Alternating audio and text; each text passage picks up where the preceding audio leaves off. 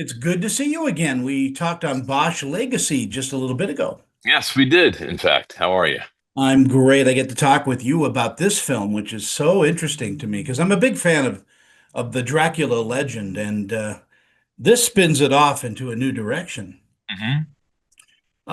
Talk to me about the script and what was in it that prompted you to take on the role of Abraham Van Helsing.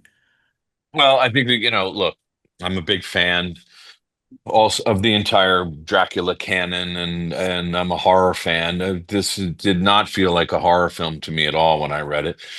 And obviously, the source material, Joe Hill's story, was a really interesting take, and Natasha adapted it beautifully.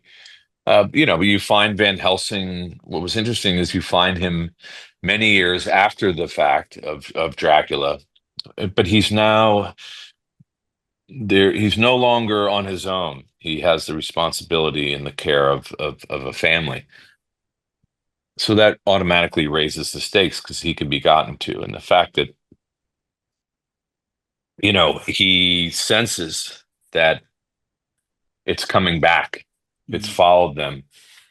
Um, he sort of circles the wagons, and yet there's um you're not really sure what you're seeing, and that's all by design. You're not sure if you're experiencing the same things in real time, and the audience experiences so much of it through the eyes of the boys. Yeah. Is it really happening, or is this this man's descent into madness? Has he gone over the edge? Yeah, that is a brilliant way of Excuse me. of writing the story because the psychological element and the scars that Van Helsing has from his previous occupation haunt him to this day. Yeah. No, very much so. He's he's definitely, you're looking at a guy with post-traumatic stress disorder, right? Mm. He's seen too much, done too much. And now we find him at a place where his vulnerability could be you know, his undoing. His family could be casualties. So it's a very, very personal uh battle. Or is it, right? We know that he loves his family, and that was the most important thing for me, was to, even in a very microscopic way, express some form of affection for the audience to see his love and his connection, despite, because he's a very stoic guy. I mean, Yeah. he's a practitioner of stoicism, and that was what to me is, in my own, you know creation and the character interpretation, was to have him be a practitioner of stoicism, and that has been his way as an academic and as a physician to heal himself from his trauma.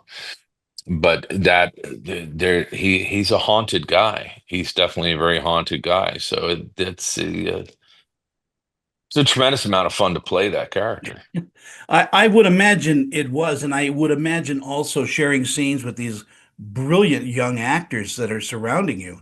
Yeah, really good. Brady Hepner, Judah McKay, and also Jocelyn Donahue and Johnny and Aurora Perrineau, Aurora, I mean, her father and I are very close friends. I've known Aurora since she was a little kid running around with a popsicle in her hand by the swimming pool, and suddenly I'm acting in a scene with her. It was a marvelous experience, and this film is really the springboard for Natasha in her career to the next level.